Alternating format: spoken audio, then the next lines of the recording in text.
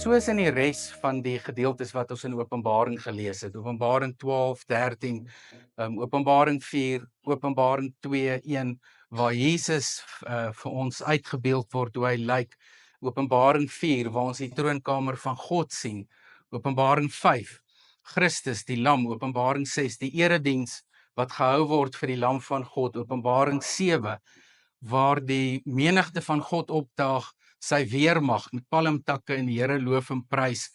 Openbaring 12 wat begin met God wat die kerk beskerm, die vrou wat in die woestyn ingaan met die kind, die draak wat haar wil vol met water agter haar aanspuit en sy wat beskerm is en afgesonder word vir God. Die draak wat niks aan haar kan doen nie. Dan word die draak beskryf en die dier uit die see, die valse Jesus, die dier uit die aarde, die valse Jesus Christus, en net daarna word daar weer lofliedere oor God geskryf wat in beheer is.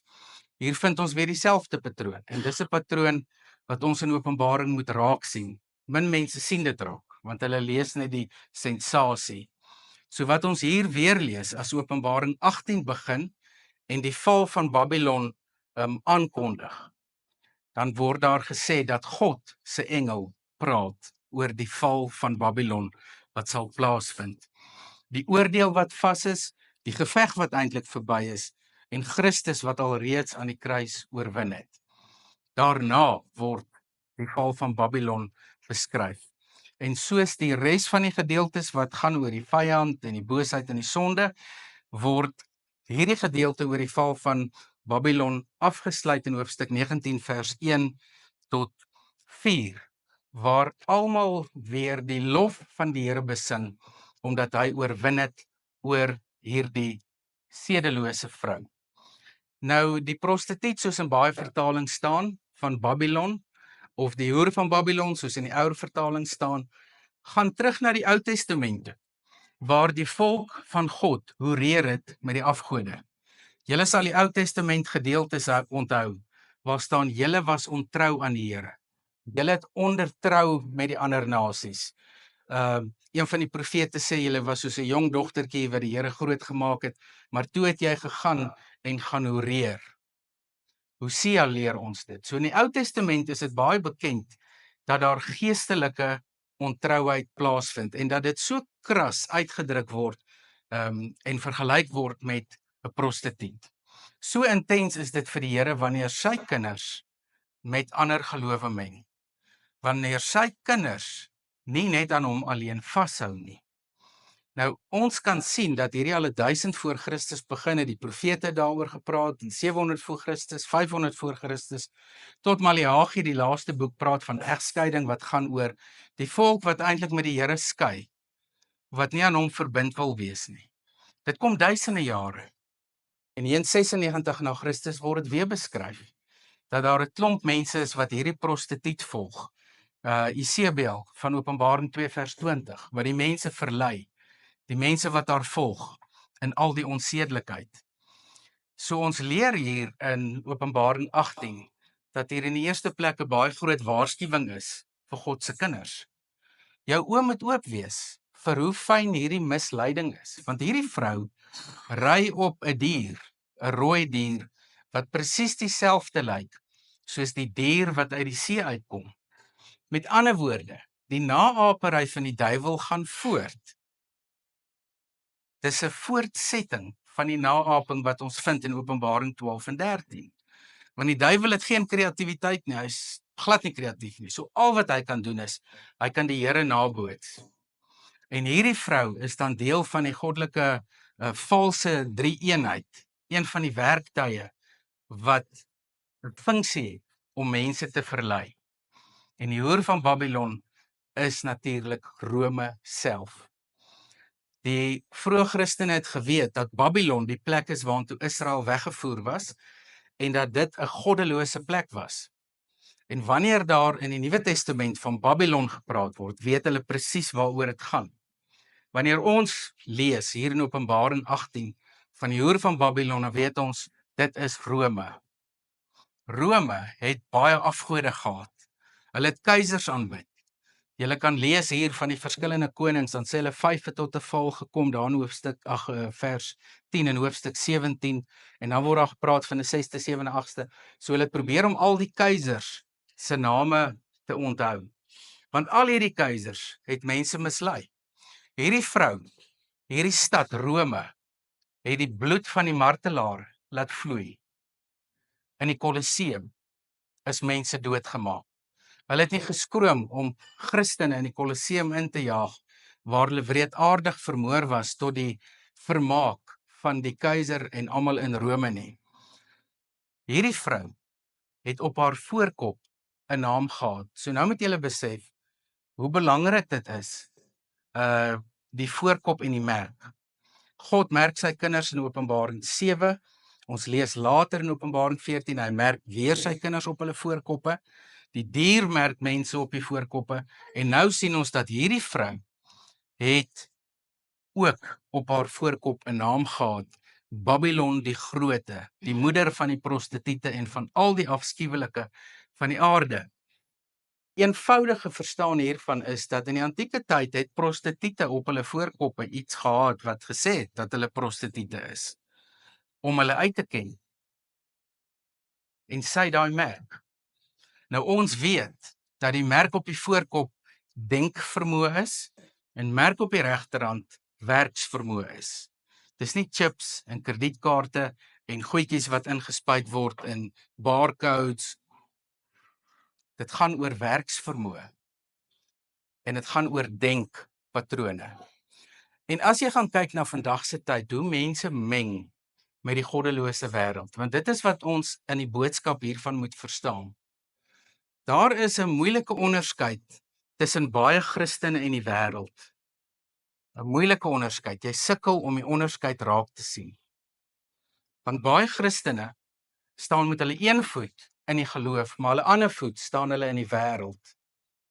En dit is waarteen hierdie gedeelte ons waarsku. Onthou, ek het laasweek gesê, die grootste misleiding wat die dier uit die see en die dier uit die aarde kom vermag, lê op die vlak van godsdiens.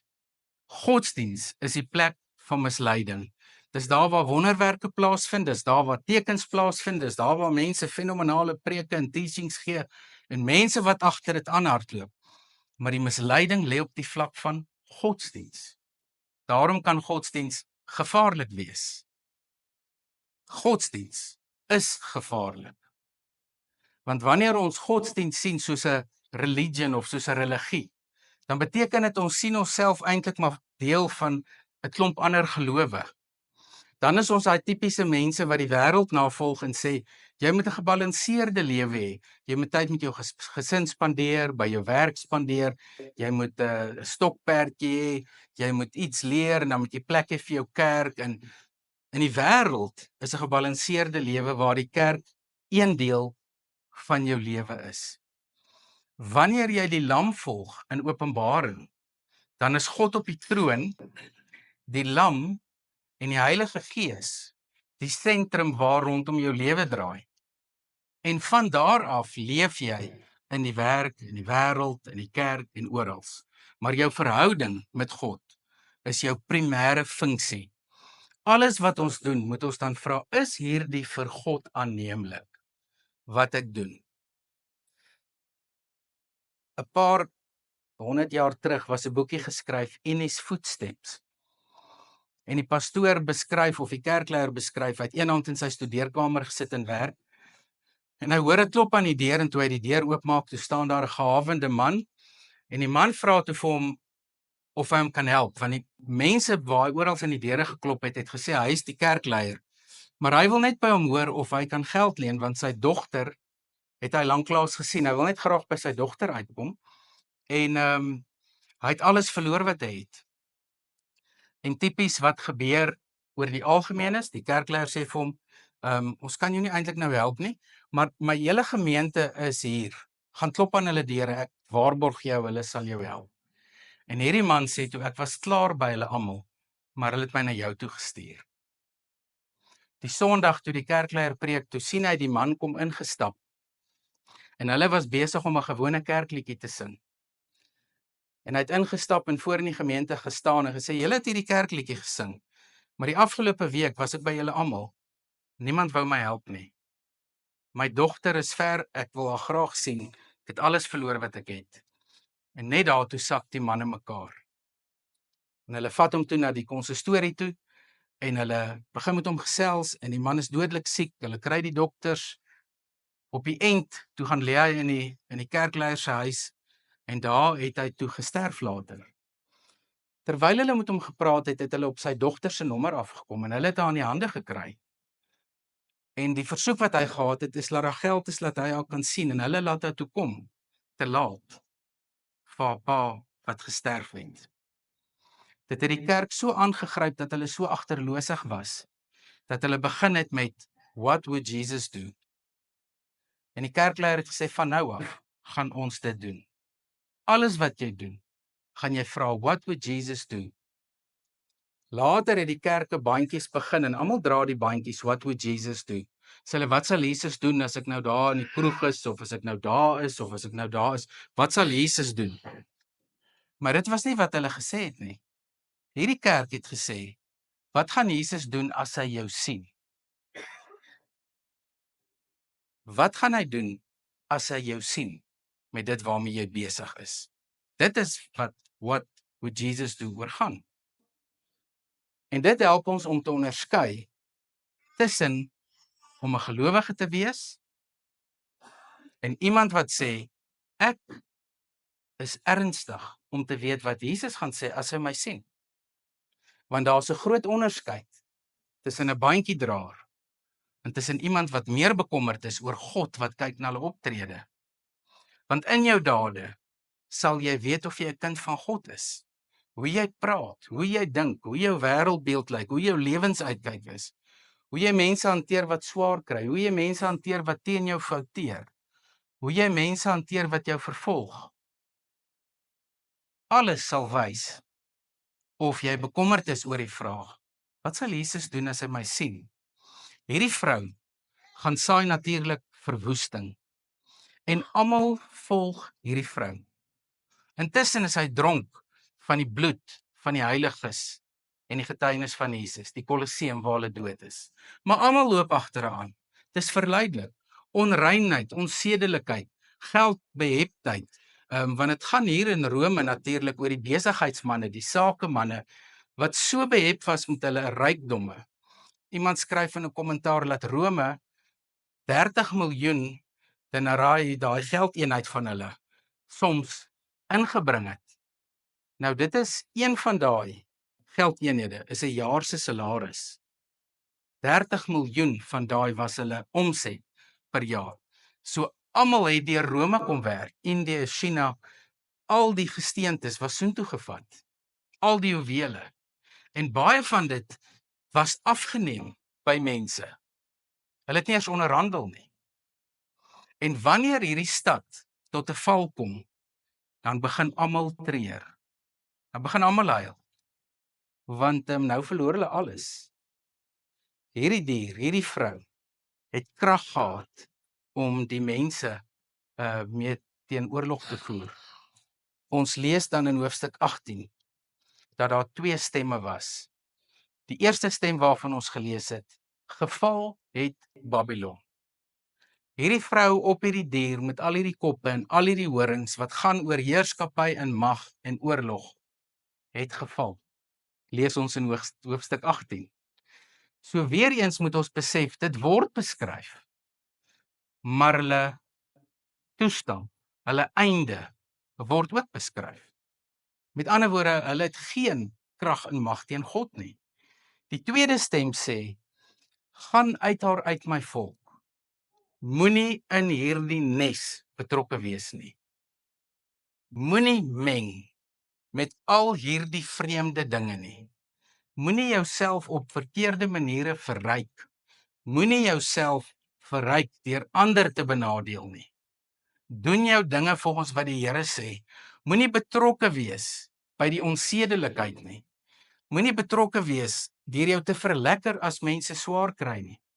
Moenie jou eie kop volg nie. Moenie jou eie drange en drifte vrye teels gee nie. Wat gaan jy maak as jy weet Jesus sien jou en my? gaan uit daaruit. En hierdie oproep is vir die mense wat glo dat Jesus die lam van God is, wat gered is deur sy bloed en wat getuig oor hom. Met ander woorde, jy staan eintlik soos 'n seervinger uit as jy 'n kind van die Here is. Gaan uit haar uit. Moenie deel raak van die wêreld nie. Ek het al by 'n paar geleenthede gesê ook in hierdie boodskappe oor Openbaring dat die Wêreldraad van Kerke, dis op hulle webblad, is besig om met intergeloof aksies te begin, interfaith. En hulle nooi al die kerke wat aan hulle behoort ook uit om op plaaslike vlak saam met mense van ander gelowe saam te bid en saam vergaderings te hou oor die samelewing. Tekens van wat reeds gebeur het in antieke Rome, wat altyd nog sal gebeur. Maar ons moet bly by die getuienis. En dan word dan natuurlik hierdie oordeel oor haar uitgespreek.